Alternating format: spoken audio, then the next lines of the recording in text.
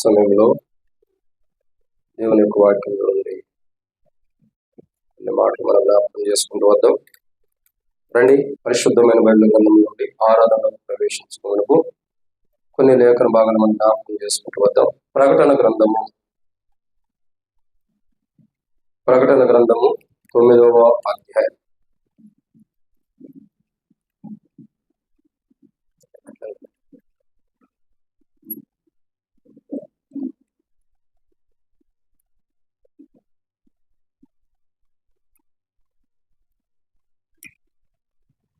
కాబట్టి దేవుని వాక్యాన్ని చూసినట్లయితే ప్రకటన గ్రంథము 9వ అధ్యాయం కొన్ని వచనాలు మనం జ్ఞాపకం చేసుకుందాం. ప్రభు సన్నిధిలో ఎలుగెత్తి ప్రభువుని ఆరాధన చేయకుండా పరిశుద్ధమైన బైబిల్ గ్రంథం నుండి కొన్ని మాటలు మనం జ్ఞాపకం చేసుకుంటూ వద్దాం. ప్రకటన గ్రంథము 9వ అధ్యాయం మనం చూసినట్లయితే 6వ వచనం. ప్రకటన గ్రంథము 9వ అధ్యాయము 6వ వచనము అందరం కలిసి చదువుదాం. ఆ దినములలో మనుషులు మరణం వెతుకుదురు కానీ అది వారికి దొరకనే దొరకదు. చావు వాళ్ళని ఆశపడుతురు కానీ మరణం వారి ఎదురు నుండి పారిపోదు. కాబట్టి ఇక్కడ మనం దేవుని వాక్యాన్ని చదివినట్టు ప్రియులారా, మరణము గురించి కొన్ని విషయాలు మనం చూస్తూ వస్తున్నాం. ఏమని రాయబడుతూ వచ్చిందంటే, ఆ దినముల్లో మనుషులు మరణం వెతుకుదురు కానీ అది వారికి దొరకనే దొరకదు. ఏ దినముల్లో మనుషులు మరణాన్ని వెతుకుతున్నారంటే, బైబిల్లో రాయబడుతున్నటువంటి మాటను చూసినట్టయితే ఈ యొక్క శ్రమల దినాలు ఇవి. మనకందరూ తెలుసు, సంఘం ఎత్తబడిన తర్వాత 7 శ్రమల కాలం. 7 శ్రమ కాలంలో మొదటి 3.5 సంవత్సరాలు శ్రమ జరుగుతుంది. పిమ్మట మహాశ్రమలు 3.5 సంవత్సరాల తర్వాత ఆరంభించబడితే అప్పటికి సంఘం ఎత్తబడినటువంటి అనుభవం ఉంటుంది. సో ఇవన్నీ మనం చూస్తూ వస్తున్నాం. ఆ దినముల్లో తేలుతోకగలిగినటువంటి మిడతలు మానవ రూపం కలిగి యుద్ధానికి సిద్ధంగా ఉన్నటువంటి గుర్రముల వల్లే ఉన్నటువంటి ఆ యొక్క మిడతలు ఈ భూమి మీదకి వచ్చినప్పుడు, ఆ యొక్క మిడతలు కుట్టినప్పుడు మనిషికి చావు అన్నది ఉండదండి. 5వ వచనంలో రాయబడుతూ వచ్చింది, అక్కడ గొప్ప మాట రాయబడుతుంది. ఏమన్నా చూడండి, క్షమించండి, 6 చివర్లు. చావు వల్లని ఆశపడుతురు కానీ మరణం వారి యొద్ద నుండి పారిపోయినారు. అంటే చావు కోసం మనుషులు ఎదుగుతారు కానీ అది మానవుడి దగ్గర ఉండదండి. 5 నెలల పాటు మానవుడి దగ్గర నుంచి మరణం పారిపోయింది. ఇక మానవుడి దగ్గర మరణం అన్నది ఉండదు. చూడండి, ఇప్పుడు మరణం అన్నది అందరికి వచ్చేస్తుంది, సమీపంగా ఉంది. ప్రతి మనిషికి మరణం అన్నది సమీపంగా ఉంది.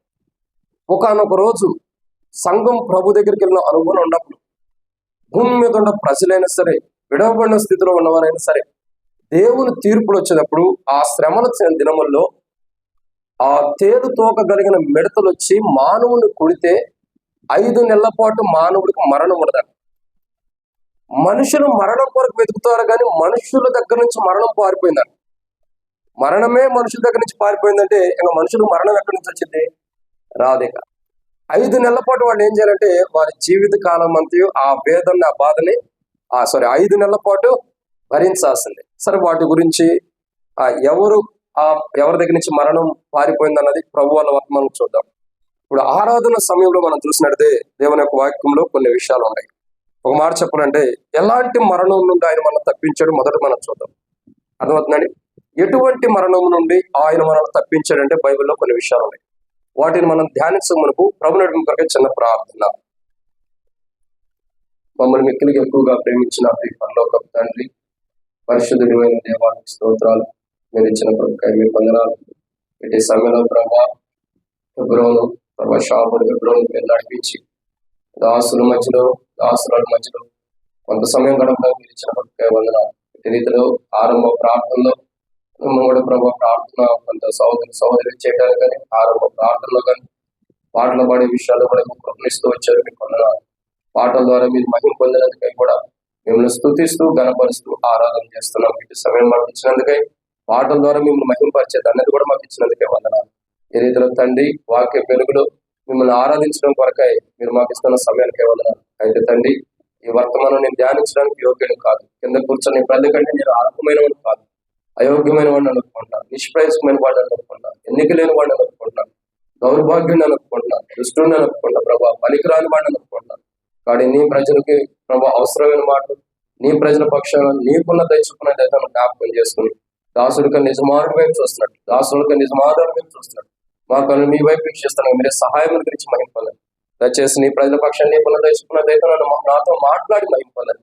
నీ ప్రజల హృదయాలతో మాట్లాడుకున్నారు. నీ ప్రజలు నిన్ను ఎట్లా ఆరాధించాలో మీరు ఈ దినం ఇష్టపడి ఉన్నారు. ఆ పరలోకపు మాటలు అనుగ్రహించి మహింపొందండి.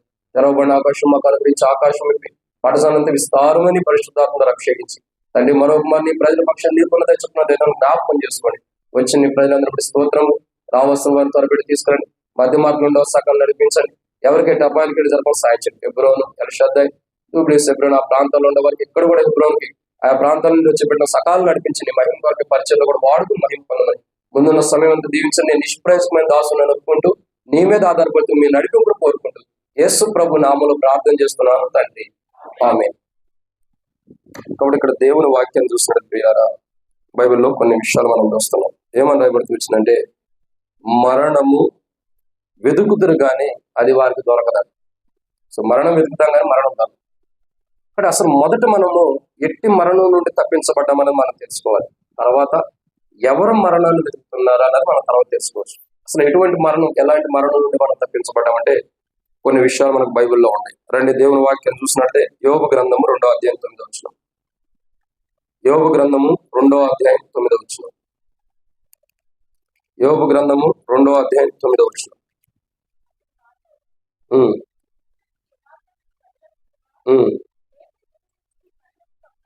చాలా. కాబట్టి ఇక్కడ మొదటి కోణాన్ని చూస్తున్నాం. అసలు ఎటువంటి మరణం నుండి మనం తప్పించబడ్డామంటే మొదటి కోణం దేవుణ్ణి దూషించడాన్ని బట్టి వచ్చే మరణం. దేని బట్టి అండి? దేవుణ్ణి దూషించడాన్ని బట్టి వచ్చే మరణం. సరే, ఇక్కడ యోబు భార్య అంటుంది, నువ్వు యథార్థతను మొదలు పొందవా అంటే దేవుని దూషించి మరణం కమ్మాట. అంటే దేవుణ్ణి దూషిస్తే వచ్చేది ఏంటి అక్కడ అర్థం చేసుకుంటే మరణం. సో దేవుణ్ణి దూషించడాన్ని బట్టి వచ్చే మరణము నుండి ఏం చేయబడుతుందండి? నువ్వు అలా దేవుని దూషించి చచ్చిపో అని చెప్పి యోబు భార్య యోబుతో అంటారు. కానీ వాస్తవానికి ఏంటంటే మన జీవితాల్లో కూడా దేవుణ్ణి దూషించిన అనుభవాలు ఉన్నాయి. ఒకప్పుడు దేవుణ్ణి ఎరకమునుపు బహుశా అన్ని జనాంగం ఉన్నప్పుడు కానీ రక్షణ లేనప్పుడు, ఇప్పుడంటే మన తల్లిదండ్రులు రక్షించబడి మన దేవుని నుండి రక్షణ అనుభవం కలిగి ఉన్నాం.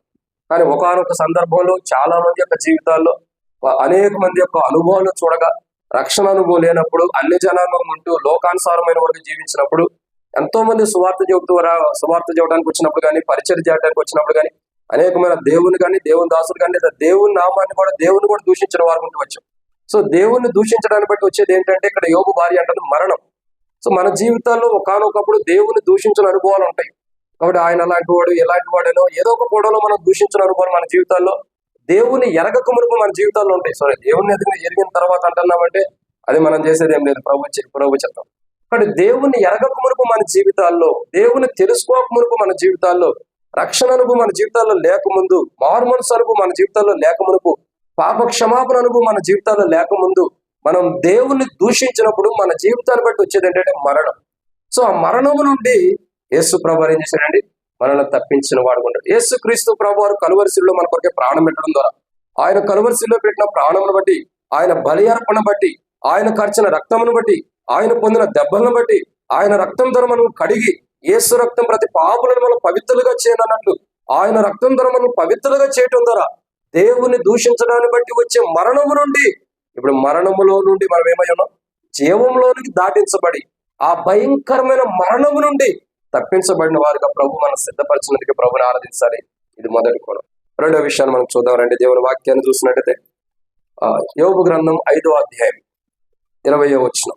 యోబు గ్రంథం 5వ అధ్యాయం 20వ వచనం. సమయం లేదు కాబట్టి క్లుప్తంగా ముగించి వస్తున్నా. క్షామకాలమున మరణము నుండి, యుద్ధమున ఖడ్గబలము నుండి ఆయన నిన్ను తప్పించును. ఓకే, ఇక్కడ రాయబడిన రెండో కోణం ఏంటంటే క్షామకాలమున మరణము నుండి దేవుడు తప్పిస్తున్నాడు. అది ఎలా తప్పించాడు అన్నది మనకు మాత్రమే తెలుసు. రక్షించబడిన మనకి, మారుమనసు పొందిన మనకి, మన జీవితాల్లోకి, మన హృదయాల్లోకి యేసు ప్రభు రావడం ద్వారా మనకు మాత్రమే తెలుసు ఆ మరణం నుండి మనం ఎలా తప్పించబడ్డామన్నది. కానీ బైబిల్ రాయబడుతూ వచ్చింది కదా, క్షామకాలమున మరణము నుండి. క్షామం అంటే అర్థం ఏంటండి? తెలిసింది అందరికి. క్షామం అంటే కరువు, అంటే భయంకరమైన కరువు. ఇప్పుడు నేను మెదక్ జిల్లాలో సేవ చేస్తూ ఉన్నాను. అంటే ఉండడానికి సిటీ దగ్గరలో, కానీ మెదక్ జిల్లా అంటే మెదక్ జిల్లాకు ఇంకో పేరు ఉంది, మీరందరూ తెలిసే ఉంటుంది, పెద్దలకు తెలిసి ఉంటుంది. తెలుసన్నా? మెతుకు జిల్లా అనే ఏదో ఒకటి ఉంది. అంటే ఆ దినాల్లో భయంకరమైన కరువు వచ్చినప్పుడు ప్రజలు కరువుతో చనిపోతున్నప్పుడు, ఆకలితో చచ్చిపోతున్నప్పుడు ప్రజల్ని పోషించడం కొరకై ఇప్పుడు మెదక్ చర్చి కట్టారంట. అట్లా చర్చి కట్టి ఆ చర్చికి పనిచేస్తూ వచ్చిన వారికి కొంత బెత్తముగా కొద్దిగా ఆహారం ఇస్తూ వాళ్ళు పోషిస్తూ వచ్చారట. అందుకే ఆ జిల్లాకి మెతుకు జిల్లా అని ఏదో ఉంది పేరు. దాన్ని రాను రాను ఏంటంటే మెదక్ జిల్లాగా మార్చారు. అంటే కరువు దినాల్లో మనుషుడు ఆకలితో చచ్చిపోతున్న దినాలు ఉన్నాయి. మనుషుల యొక్క జీవితంలో క్షామం అంటే కరువును బట్టి, భయంకరమైన కరువును బట్టి, తినడానికి కూడా లేని కరువును బట్టి, భయంకరమైన స్థితిలో మానవుడి జీవితంలోకి వచ్చిన కరువు అంటే ఆకలిని బట్టి, ఆహారాన్ని బట్టి మానవుడు తినలేక చావటానికి సమీపం ఉన్నటువంటి కరువు దినాల్లో మానవుడికి రాబోతున్న మరణం అన్నది మనకి సంప్రాప్తి అవుతుంది అన్నది ఇక్కడ కనబడుతుంది. మరణం వస్తుంది అన్నది క్షామాన్ని బట్టి. అయితే మనకు ఆహారం తినకపోవటం కరువును బట్టి వచ్చే మరణం ఉంది. కానీ ఇప్పుడు యేసు ప్రభు అనే జీవాహారమైన యేసు ప్రభు అనే శరీరాన్ని మనం భుజించడం ద్వారా ఇప్పుడు మనకు మరణం ఉందండి. అంటే మన ఆత్మకు మరణం లేదు. ఒకరోజు మనం ఈ లోకం విడిచిపెట్టిన, ఒకరోజు ఈ లోకాన్ని మనం విడిచిపెట్టినప్పటికీ మనం నిత్య జీవంలో అంటే మరణములో నుండి జీవంలోకి దాటించబడ్డమన్న శుభప్రదమైన నిరీక్షణ మన హృదయాల్లో ప్రవేశిస్తూ వచ్చారు. కాబట్టి క్షామము అంటే కరువును బట్టి మానవుడికి వచ్చే మరణం మన జీవితాల్లో మనము ఒకప్పుడు ఇప్పుడు సంపన్న స్థితిలోకి వచ్చి ఉండొచ్చాము. కానీ ఒకప్పుడు మన పితరుల యొక్క జీవితాలు చూడగా, ఒకప్పుడు వారి పితరుల యొక్క జీవితాలు చూడగా బహుశా కరువును బట్టి భయంకరమైన పరిస్థితులు ఉన్నవారు ఉంటారు. కానీ అలాంటి స్థితిలో నుండి కూడా, అలాంటి పరిస్థితుల్లో నుండి దేవుడు మనల్ని తన కృపధార తనలోకి వచ్చిన తర్వాత సమృద్ధి చేత నింపి ఇప్పుడు నిత్యమైన తన కృప చేత మనల్ని ఆశీర్వాదించి ఇప్పుడు సమృద్ధినిస్తూ వచ్చాడు. ఆ క్షామం అనే కరువు నుండి మనల్ని తప్పించి ఇప్పుడు మనల్ని సజీవులుగా ప్రభు నిలబెట్టాడు. దీనికి కారణం ప్రభు కృపే. దాన్ని బట్టి ప్రభుని ఆరాధించే వరకు ఉండలేదు. మూడో విషయాన్ని చూద్దాం రండి. దేవుని వాక్యాన్ని చూసినట్టే 3వ మాట 2వ సమూయేలు గ్రంథం 19వ అధ్యాయం 21వ వచనం. 2వ సమూయేలు గ్రంథం 19వ అధ్యాయం 21వ వచనం. 2వ సమూయేలు గ్రంథం 19వ అధ్యాయం 21వ వచనం.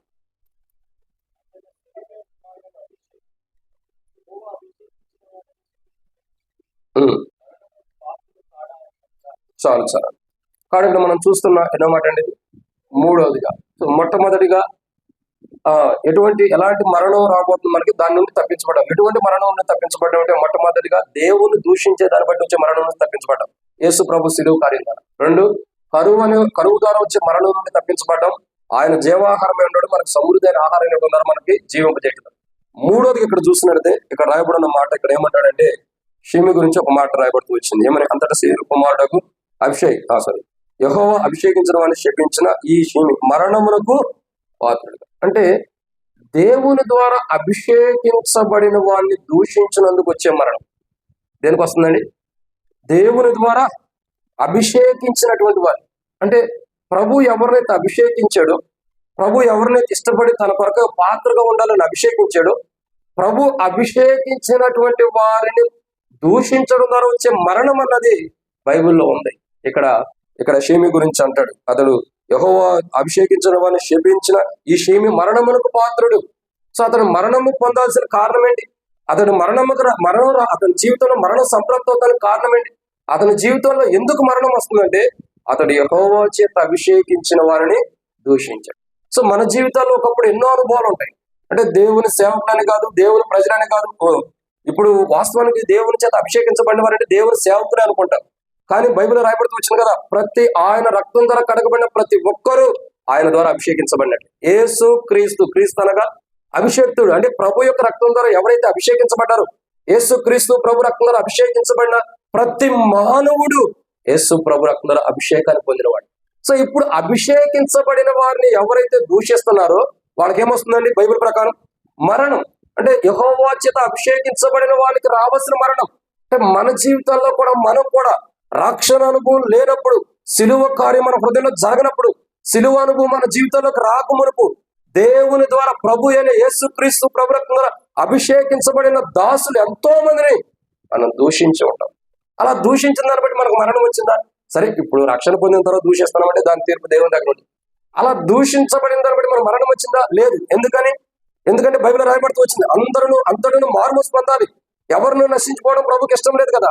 అందరినూ మారుమూసి పొందాలన్నది దేవుని యొక్క హృదయ అభిలాష కాబట్టి, ఆయన సంకల్పం కాబట్టి, ఒకానొక సమయంలో రక్షణ లేనప్పుడు దేవుని సేవకులైనా దేవుని ద్వారా అభిషేకించబడిన దాసులు మనం దూషించినప్పటికీ ఈ రోజు మనం సజీవులు ఉన్నామంటే యేసు ప్రభు వారు మన కొరకై కలువరిశిలో చేసిన త్యాగాన్ని బట్టి, ఆ బలి అర్పణ బట్టి దేవుని కోపం అక్కడ మళ్లించబడటం ద్వారా, దేవుని కోపం ఆగిపోవడం ద్వారా ఇప్పుడు మనము దేవుని యేసు క్రీస్తు ప్రభు ద్వారా అభిషేకించబడిన వాడిని దూషించిన అనుభవం ఉన్నప్పటికీ మనకు మరణం రాకుండా కాపాడబడుతున్న వారికి ఉండవచ్చు. చూడండి, యేసు క్రీస్తు ప్రభు వారు అభిషేక్తుడు. ఆయన ఎంతమంది దూషించారా లేదా? ఎంతో మంది ఎన్నో కోణాలు ఆయన దూషిస్తూ వచ్చారు. చివరికి ఆయన మా గ్రామంలో కూడా రావద్దు అన్నారు. ఆయన మా గ్రామంలోకి రావద్దని చెప్పారు. ఊరు వెలుపటి నుండి ఆయన పంపించిన అనుభవాలు గుంటూ వచ్చినాయి ఆయన. కానీ అంతగా ఆయన ద్వేషించినప్పటికీ, అంతగా ఆయన దూషించినప్పటికీ, అంతగా ఆయన వద్దనుకున్నప్పటికీ ఎవరైతే వద్దనుకున్నారో వారికి రక్షణ ఇవ్వకుండా ఆగాడా? ఎవరు ఆయన కాదనుకున్నారో వారికి రక్షణ ఇవ్వకుండా ఆగాడా? ఎవరు తను వద్దనుకున్నారో, ఎవరు తను దూషించారు, ఇంకంటారు కదా, వాడి మరణం మా మీద మా పిల్లల మీద ఉండేది కాక అంటూ వచ్చారు. సో ఆయన మరణం, తన మరణం మా మీద మా పిల్లల మీద ఉండేది కాక అంట. ఆయన అనేక కోణాల్లో ఒక దెయ్యం పట్టిన వాడని, భూతానికి అధిపతి అని, దెయ్యానికి అధిపతి అని ఎన్నో కోణాల్లో అంటూ వచ్చారు. ఎన్నో మాటలు దూషించిన అనుభవాలు కూడా ఉండొచ్చు. సో ఎన్ని జరిగినా బైబిల్ ప్రకారం యెహోవా చేత అభిషేకించబడిన వారిని ప్రజలు ఎన్ని అన్నా కానీ ఈ రోజు వారు మనం క్షేమంగా ఉంటున్నామంటే, లేదా అనేక మంది క్షేమంగా ఉంటున్నారంటే యేసు ప్రభువు వారి శిలువ కార్యాన్ని బట్టి. కాబట్టి యెహోవా చేత అభిషేకించబడిన వారిని దూషించడం ద్వారా వచ్చే మరణం నుండి మనం తప్పించబడ్డాం. ఆ మరణం నుండి తప్పించిందే మన ప్రభువైన యేసు ప్రభువు వారు కలువ శిలువ త్యాగం ద్వారా. ఇదన్నమాట అండి. 5వ విషయాన్ని చూద్దామండి. ఎటువంటి మరణం నుండి మనం తప్పించబడ్డాం? సో 4వ మాట చూసినట్టే మొదటి సమూయేలు గ్రంథం 20వ అధ్యాయం 30వ వచనం. మొదటి సమూయేలు గ్రంథం 20వ అధ్యాయం 30వ వచనం. మొదటి సమూయేలు గ్రంథం 20వ అధ్యాయం 30వ వచనం.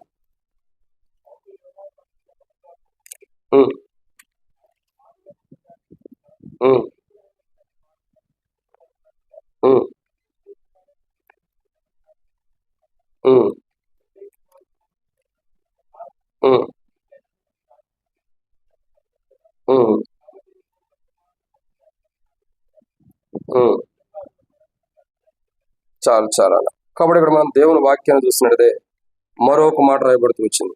ఏమనంటే మొదటి సమూయేలు గ్రంథం 20వ అధ్యాయం 30వ వచనంలో, నేను నీ దృష్టికి అనుకూలమైన సంగతి నీ తండ్రి రుడిగా తెలుసుకొని నాతో చింత కలుగుకుండికై ఇది అతనికి తెలుకొనిచున్నాను. అయితే యెహోవా జీవంతోడు, నీ జీవంతోడు నిజంగా నాకును మరణము కడుగు మాత్రమున్నదని ప్రమాణం చేస్తాను. క్షమించండి, ఇంతకుముందు చదివింది, ఇప్పుడు చదివింది కరెక్ట్. 20వ అధ్యాయం 3వ వచనం ఏమని రాయబడుతూ వచ్చిందండి? మొదటి సమూయేలు గ్రంథంలో మరణమునకు నాకు అడుగు మాత్రమున. ఇక్కడ దావీదు రాజు సెలవిస్తున్నటువంటి మాట ఏంటంటే, యెహోవా జీవముతోడు, నీ జీవంతోడు నిజముగా నాకును మరణమునకును అడుగు మాత్రమే. సో అడుగు మాత్రముండ మరణములో నుండి ఆయన తప్పించిన వాడు అన్నాడు. చూడండి, ఇక్కడ గమనించాల్సిన కోణం ఏంటంటే, దావీదు రాజు యొక్క జీవితాన్ని చూడండి. మొదటి సమూయేలు గ్రంథము 20వ అధ్యాయం 3వ వచనంలో దావీదు రాజు యొక్క అనుభవాన్ని చూసినట్లయితే దావీదు రాజు ఏమంటూ వస్తాడండి, అక్కడ మాట్లాడుతూ వస్తాడు కదా, అయ్యా నాకును మరణమునకు అడుగు మాత్రమే ఉంది. సో అడుగు మాత్రముండ మరణములో నుండి ఆయనను తప్పించాడు. నిజంగా వాస్తవానికి దావీదు రాజుకి మరి మరణము అడుగు మాత్రమే సమీపంగా ఉంది. తన మామ ద్వారా వస్తుందా, తన కొడుకు ద్వారా వస్తుందా, ఫిలిష్తీయుల ద్వారా వస్తుందా, శత్రువుల ద్వారా వస్తుందా? సో ఎవరి ద్వారా వచ్చినా తనకు మరణం ఎంత దూరం ఉందండి? అడుగు మాత్రమే మరణం ఉంది. సో అడుగు అంటే ఎన్ని ఇంచులు వస్తుంది అన్న? 18 ఇంచులు, 12 ఇంచులు. 12 ఇంచుల్లో తన మరణం ఉంది దావీదు రాజు. సో 12 ఇంచుల సమీపంలో తన మరణం ఉన్నప్పుడు, అంత సమీపంగా ఉన్న మరణమును దేవుడు దావీదు రాజు తప్పించిన వాడుకుంటాడు. అందుకే దావీదు రాజు చెప్తూ వస్తాడు, అడుగు మాత్రమే నాకును మరణమునకును, ఇంకా ఎక్కువ దూరం లేదు. నాకు మరణానికి ఎంత సమీపంగా ఉందంటే అడుగు మాత్రమే. ఒక్క అడుగులో నాకు మరణం రావాల్సింది. యెహోవా జీవంతోడు, ఆయన మాత్రమే అడుగు మాత్రం ఉన్న మరణాన్ని తప్పించాడు తప్ప మరి ఎవరో కాదు. సో మన జీవితాల్లో బహుశా ఇట్లా చెప్పినా తప్పుకు అర్థం చేసుకోవద్దు సుమి. కోవిడ్ని బట్టి కానీ, భయంకరమైన అనారోగ్యాన్ని బట్టి కానీ, మనం మరణానికి సమీపంగా ఉన్నప్పుడు, మరణపు అంచుల్లో నుండి దేవుడు మనల్ని లేవనెత్తిన వాడుకుంటూ వచ్చాడు. మాకు దగ్గరలోనే నర్సాపూర్ బ్రాంచ్ ఒకటి ఉంది, చిన్న చింతకుంట. అక్కడ ఒక అక్క ఉంటారు, లక్ష్మక్క అని ఉంటారు. భయంకరమైన క్యాన్సర్తో బాధపడుతుంది, చివరి స్టేజ్లో ఉండాలి. అలాంటి స్థితిలో ఉండి ఆమెకి ప్రార్థన చేయగా దేవుడు ఆమె మరణపు అంచుల్లో నుండి దేవుడు ఆమె కాపాడాడు. ఇంకొక బ్రాంచ్ ఉంది, ఇంకో బ్రాంచ్ రెడ్డిపల్లిలో చూసినట్టే ఒక ఆమెకి క్యాన్సర్, భయంకరమైన పరిస్థితి, అనారోగ్యం ఉంటే కుటుంబీకులు మొత్తం ఏం చేశారంటే ఆమె తీసుకెళ్లి ఒక గడ్డి అక్కడ పరిచి ఆ గడ్డి మీద పడేశారంట. అంటే ఇక చచ్చిపోతే అటు నుంచి అటు తీసుకెళ్ళిపోవచ్చు అని. అంత భయంకరమైన స్థితిలో మరణం ఉన్నప్పుడు దేవుని దాసులు, దేవుని ప్రజలు ప్రార్థించగా వారి పరిశుద్ధుల యొక్క ప్రార్థన దేవుడు విని అడుగు మాత్రమే సమీపంగా ఉన్న మరణమే. ఇంకో మాట చెప్పాలంటే గడ్డి మీద పడేసారంటే అర్థం ఏంటి? ఏం చచ్చిపోయింది ఇక మనం బయట పెట్టి ఇంట్లో చచ్చిపోకూడదు, బయట చచ్చిపోతే మంచిదని. హిందువులకి ఎలా ఉంటుందంటే ఇంట్లో చచ్చిపోతే ఇంటిని పాడు పెట్టేస్తారు కొన్ని దినాలు.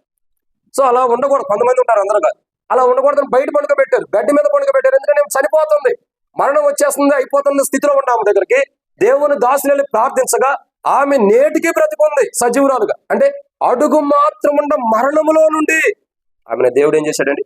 శివంలో దాటించాడు. అలాంటి దావీదు భక్తుడి జీవితంలో కాదు, నేటి దినాల్లో మన మధ్యలో ఉండేవారే కాదు, ఇప్పటికి మన జీవితాల్లో కూడా కోవిడ్ దినాల్లో కూడా భయంకరమైన కోవిడ్ మానవుల్ని ఎంతో భయంకరంగా బాధిస్తూ మరణానికి గురి చేస్తున్నప్పుడు సమీపంగా ఉన్నటువంటి మరణ పంచులున్న కోవిడ్ని బట్టి మరణ పంచులున్న మనం కూడా అడుగు మాత్రం మరణంలో ఉన్న మనం కూడా ఈ రోజు మనం ఏం చేయబడ్డామండి?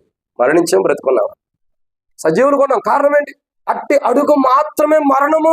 ఆ మరణములో నుండి ఆయన మనల్ని కాపాడుతున్న వాడుగా, కాపాడిన వాడుకుంటూ వచ్చాడు. నేనేమంటానంటే మన ప్రయాణంలో, మన యాత్ర జీవితంలో మనం ఎట్లయితే ప్రయాణం చేస్తూ వస్తామో, ఈ ప్రయాణ యాత్ర జీవితంలో మనం అనుకుంటున్నాం సురక్షితంగా మనం ఇంటికి చేరాం, సురక్షితంగా ఆఫీస్కి వెళ్ళాం, చక్కగా వచ్చాం, చక్కగా వెళ్ళామని మనం అనుకుంటున్నాం. కానీ మనం వెళ్ళే మార్గంలో, మన ప్రయాణంలో, మన రాకపోకల్లో, మన మార్గంలో దుష్టుడు ఎంతగానో పొంచి ఉన్నప్పటికీ ఇశ్రాయేలు కాపాడువాడు కొనుక్కుని నిద్రపోడు. కాబట్టి ప్రతి సమయంలో ఆయన మనం కాపాడుతూ మన ప్రాణము అడుగు మాత్రమే సమీపంగా మరణముల నుండి కూడా ఆయన కాపాడుతూ వచ్చిన వాడుకుంటూ వచ్చాడు.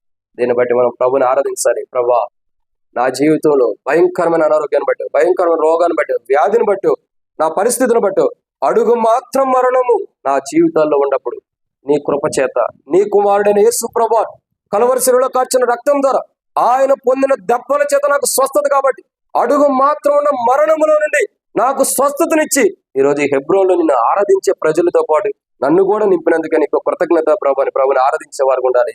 ఇదెన్నో మాట అండి. 5వ విషయాన్ని చూద్దాం రండి. 2వ రాజుల గ్రంథం 8వ అధ్యాయం 10వ వచనం. 2వ రాజుల గ్రంథం 8వ అధ్యాయం 10వ వచనం.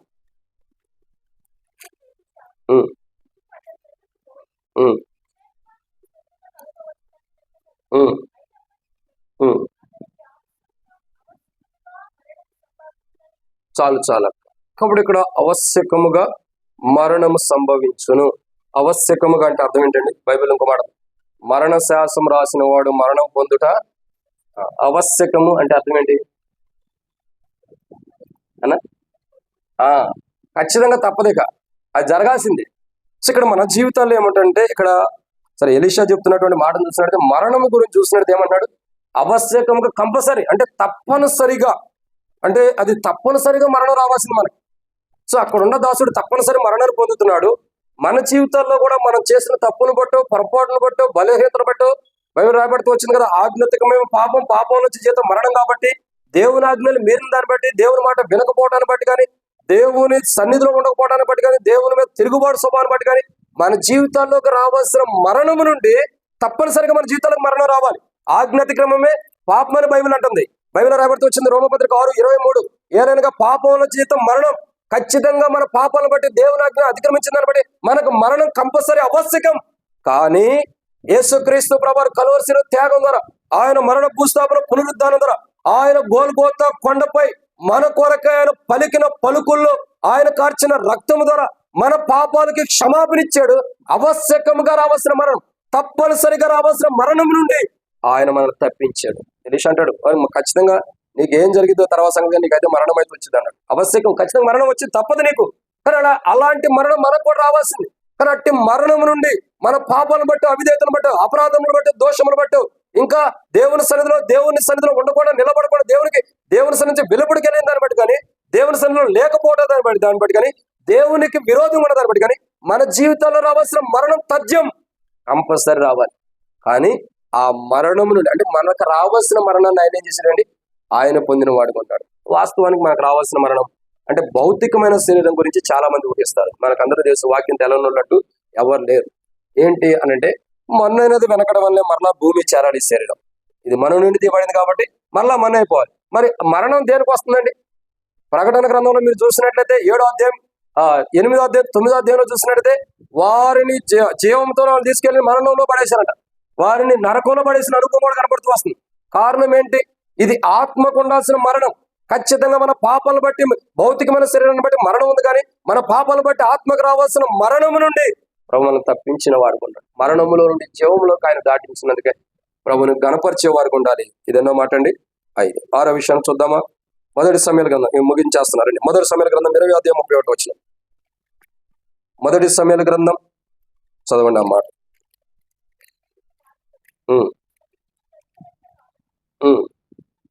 చదవండి.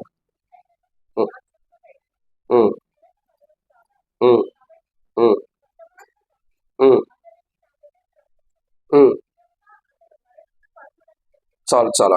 కాబట్టి ఇక్కడ చూస్తున్న ఎన్నో మాట అండి ఇది? 5. 5 అయిపోయి 6వ మాట. వాస్తవానికి నాకు మతి మార్పు ఉందో చెప్పడం మర్చిపోయాను. కానీ మొట్టమొదటి మాట మధ్యలో అడుగుతూ ఉంటాను, అందుకే మీరు చెప్పాలి. మొట్టమొదటిగా ఎటువంటి మరణం నుండి మనం తప్పించబడ్డాం? మొదటి మాట, దేవుని దూషించడాన్ని బట్టి వచ్చే మరణం నుండి తప్పించబడ్డాం. రెండోదిగా, క్షామకాలం అంటే కరువును బట్టి వచ్చే మరణం నుండి తప్పించబడ్డాం. మూడోదిగా,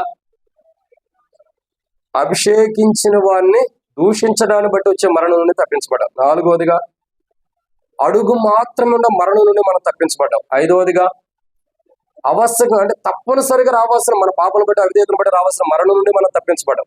ఆరవదిగా, మనం తప్పించబడ్డాం ఎటువంటి మరణం నుండి అంటే ఇక్కడ రాయబడుతున్నమాట, నిజముగా అతడు మరణమును కారుకోవడానికి చెప్పాను.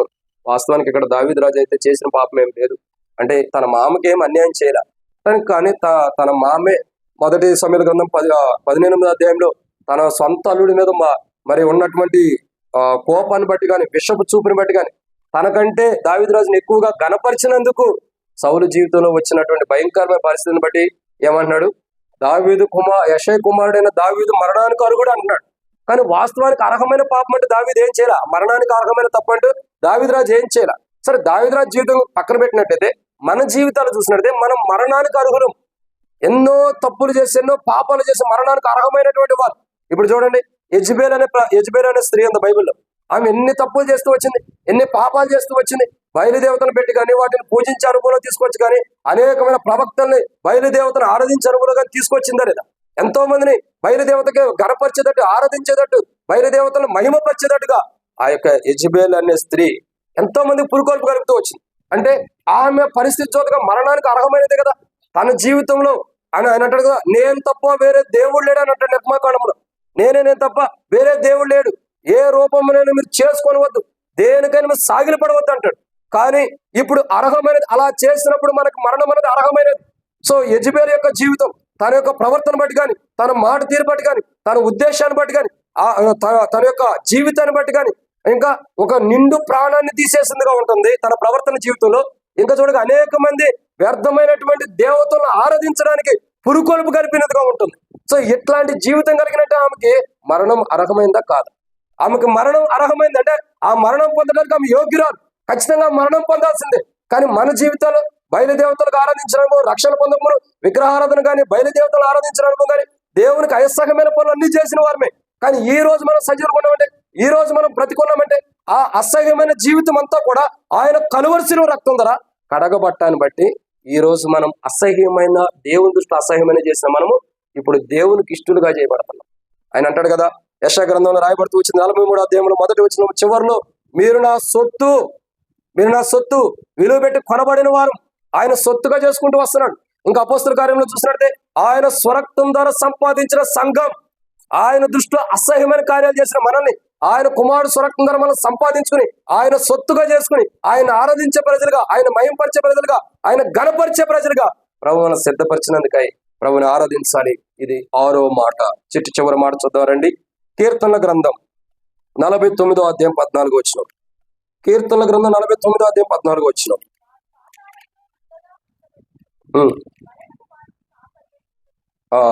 చాలా ఇక్కడ ఎటువంటి మరణం నుండి మనం తప్పించబడ్డామంటే, 7వదిగా మరణము వారికి ఎలా ఉందండి? కాపరిగా. ఎటువంటి మరణం నుండి మనం తప్పించబడి అంటే ఇదంతా ఆత్మానుసారమైన విధానంలో బోధించబడుతుంది. ఇదంతా మీరు అనుకోవచ్చు, బ్రదర్ భౌతికమైన సంబంధం అంటే ఇది భౌతికమైనది కాదు, ఆత్మ సంబంధం అంటే మన ఆత్మ మరణంలో తప్పించబడింది, దాని గురించి చెప్పబడుతుంది. సో దేవుని దూషించేమో, ఈ శరీరానికి ఎట్లయినా మరణం ఉంది, కానీ ఆత్మకి మరణం వచ్చింది, కానీ దాని నుండి తప్పించబడ్డాం. అభిషేకించబడిన వాడిని దూషించినందుకు వచ్చే మరణం ఉంది, కానీ దాన్ని బట్టి కూడా మన ఆత్మ మరణం నుండి తప్పించబడింది. అంటే ఇప్పుడు చెప్పబడిన 6 విధానాలు కూడా ఆత్మ మరణం నుండి తప్పించబడిన అనుభవాన్ని మనకు బయలుపరుస్తూ వస్తుంది. ఇది భౌతికమైన మరణం సంబంధించింది కాదు, ఆత్మ సంబంధమైన మరణం నుండి తప్పించబడింది. ఇక 7వది ఇక్కడ చూసినట్టే మరణము కాపరి అయి ఉందంట. మరణం వారికి ఎలా ఉందంటే కాపరిగా ఉందంట. చూడండి, యెహోవా నా కాపరి అనే కీర్తన 23వ అధ్యాయం మనం పాడుకుంటూ వస్తాం. కంఠత వాక్యం సండే స్కూల్ పిల్లల్ని అడిగినా సరే అధ్యాయం మొత్తం అప్పచెప్పేస్తారు, అవునా కదండి? యెహోవా నా కాపరి అని ఎంత చక్కగా మనకి విడమర్చి బయలుపరుస్తూ వస్తారు. అట్లాగే మరణం ప్రజలకు ఎలా ఉందంటే కాపరిగా ఉంటూ వస్తుంది. అంటే దేవుని దృష్టిలో దేవునికి అసహ్యమైన వారు, దేవుని దృష్టిలో వారి జీవితాల్లో చేస్తున్న తప్పును బట్టి, పొరపాట్లు, అవిధేయతను బట్టి, పాపాలను చేస్తున్నటువంటి మనుషుల మీద మరణం కాపరిగా ఉంటూ వస్తుంది. అందుకే ఇంకో చోట రాయబడుతూ వచ్చింది పాపముల గురించి. మరి ఆదికాండం 4వ అధ్యాయం చూసినట్టు 7వ వచనంలో పాపము వారి ఇంటి వద్ద పొంచి ఉందంట. ఎందుకు పాపం పొంచి ఉంది? మానవుడికి మరణాన్ని తీసుకురావడం. మరణం ఎలా ఉంది మానవుడి పైన? అది కాపరిగా ఉంటూ వస్తుంది. అంటే మరణం అనే కాపరి మానవుల మీద ఉన్నప్పుడు ఆ మరణం అనే కాపరి తత్వం నుండి జీవం గలవాడు నేను గొర్రెలకు మంచి కాపరిని, మరణం అనే కాపరి నుండి మంచి కాపరి యొక్క అనుభవంలోకి ఆయన యొక్క రెక్కల కింద సురక్షితంగా ఉండడం కొరకై ఆయన సిలువ కార్యం జరిగించి ఆ మరణం మన పైన కాపరిగా ఉంది. మన పైన మరణం కాపరిగా మరణం నుండి మనం తప్పించబడిన వారమై ఇప్పుడు మంచి కాపరి కింద నుండి మంచి అనుభవంలో, మంచి మార్గములో నడిచే అనుభవంలో ప్రభు మనల్ని తీసుకొచ్చాడు. దీనికి కారణం మన జీవితంలో జరిగిన రక్షణ అనుభవం, మన జీవితంలో ప్రభు చేసిన రక్షణ కార్యం. ఆయన మరణ భూస్థాపన పునరుద్ధానంలో పాలు పంపులు పొందడం, ఆయన మరణ భూస్థాపన పాలు పంపులు పొందడం ద్వారా మనలోకి ఇవ్వబడిన నూతనమైన జీవం. అది రోమపత్రిక 6వ అధ్యాయంలో రాయబడుతూ వచ్చింది. చాలా హిస్టరీ ఉంది అక్కడ. ఆయన మరణం ద్వారా మానవుడికి ఏం సంప్రాప్తి అవుతూ వచ్చిందో, ఎలాంటి పరిస్థితులు మానవుడి జీవితంలోకి వచ్చినాయో, నూతన స్వభావం, నవీన జీవం, ఇవన్నీ మన జీవితాల్లోకి రావడం ద్వారా ఇప్పుడు మరణం అనేది మన పైన కాపరిగా ఉండకోకుండా మన పైన ఎవరు కాపరిగా ఉన్నారండి? మంచి కాపరి మన పైన కాపరిగా ఉన్నాడు. ఒకప్పుడు మరణం మన పైన కాపరి. అది ఏం చెబుతుంది? అది ఎప్పుడు చంపాలని కూడా అప్పుడు చచ్చిపోయే స్థితిలో ఉన్నాం. ఎప్పుడు మరణించాలంటే అప్పుడు మరణించాలని కూడా ఉంది. కానీ మరణ భూములను విరిచేసాడు. అదే అపోస్తలుడైన పౌలు కొరింథీయులకు రాసిన మొదటి పత్రిక 15వ అధ్యాయంలో అంటాడు కదా, ఓ మరణమా నీ విజయం ఎక్కడ? ఓ మరణమా నీ విజయం ఎక్కడ? కాబట్టి విజయం అనే మరణాన్ని మృంగివేసి ఆయన మనకి విజయాన్ని ఇచ్చిన వాడు ఉంటాడు. కాబట్టి ఈ రోజు మనం ప్రభుని ఆరాధించాలి. ప్రభా, ఇటు 7 అనుభవాన్ని బట్టి నా ఆత్మకు రావాల్సిన మరణం నుండి నువ్వు నన్ను తప్పించావు. ప్రభా, నువ్వు నన్ను ఇటు 7 అనుభవం బట్టి నాకు రావాల్సిన మరణం, నా ఆత్మకి భౌతికమైన శరీరం బట్టి ఇది ఎప్పటికైనా మరణం రావాల్సిందే. కానీ నా ఆత్మ మరణానికి అర్హమైనది, కానీ ఆత్మ మరణానికి అర్హమైన పరిస్థితిని తప్పించావు.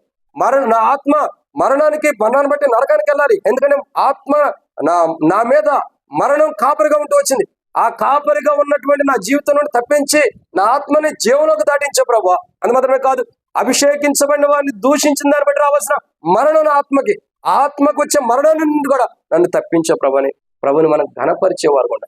చెప్పండి, 7 అనుభవం. ఎటువంటి మరణం నుండి మనం తప్పించబడ్డామంటే మన ఆత్మకు వచ్చే మరణం ఇది. ఎటువంటి మరణం నుండి తప్పించబడ్డామంటే మొట్టమొదటిగా మర్చిపోయారు, ఆ దేవుని దూషించిన దాన్ని బట్టి. 2, క్షామకాలం కరువును బట్టి వచ్చే మరణం. 3, ఏంటండి అందరూ అంటే ఏం అర్థం కాదు. యెహోవా అభిషేకించిన వాడిని దూషించిన దాన్ని బట్టి, క్షమించిన దాన్ని బట్టి వచ్చే మరణం. 4, అడుగు మాత్రం ఉండే మరణం. 5, ఆవశ్యకము తప్పనిసరిగా వచ్చే మరణం. 6, నిజంగా ఇంకా అర్హమైన మరణం. 7వదిగా చూసినట్టయితే కాపరిగా ఉండే మరణం. ఇది భౌతికమైన శరీర సంబంధమైన విషయాలు మీరు అర్థం చేసుకోవచ్చు. మన ఆత్మకి మనం చేసిన పాపాలను బట్టి, అపరాధం బట్టి, దోషమును బట్టి మనకు రావాల్సిన మరణం. కానీ ఇట్టి మరణం మనకు సంప్రాప్తిగా సమీపంగా ఉన్నప్పుడు, మన ఆత్మ నరకానికి వెళ్ళడానికి, మన ఆత్మకు మరణం తీసుకురావడానికి సాతాను సమీపంగా ఉన్నప్పుడు యేసుక్రీస్తు ప్రభువారి సిలువ కార్యం ద్వారా తగిన సమయం మన హృదయంలో ఆ సిలువ కార్యాన్ని జరిగించి ఆ మరణం నుండి యేసు ప్రభు మనల్ని తప్పించి ఇప్పుడు జీవంలోకి దాటించాడు. ఇప్పుడు మనకు మరణమే లేదు. ఇప్పుడు చెప్పగలుగుతాం, ఇప్పుడు నేను చనిపోయినా అంటే నా శరీరం తిరిగి మన్నైపోయినా నా ఆత్మకు మరణం లేదు. ఎందుకంటే నా ఆత్మ మరణంలో నుండి తప్పించిన ప్రభు దగ్గరికి వెళ్తుంది. ఆ ప్రభువుని ఆరాధించడానికి, ఆ ప్రభువుని కనపరచడానికి వెళ్తుందని సంతోషంగా మనం ప్రభువుని కనపరచగలుగుతాం. కారణం అట్టి మరణం మన ఆత్మకు రాకుండా ప్రభు మనల్ని కాపాడి జీవములోకి దాటించి మనల్ని పరలోక రాజ్యంలో ప్రభుని ఆరాధించేవారుగా, అదే రీతిలో భూమి మీద ఉన్నంత కాలం ప్రభుని హెబ్రోన్లో ప్రభుని గణపరిచేవారుగా ప్రభు మనం స్థిరపరిచినందుకే, ప్రభుని ఆరాధించేవారు ఇటు మరణం నుండి ప్రభు సిలువ ద్వారా మనం తప్పించినందుకే, కాపరిగుండా మరణం నుండి కూడా తప్పించినందుకే ప్రభుని ఆరాధించే వరకు ఉన్నట్టు ప్రభు సాయం చేయను గాక. ఆమేన్.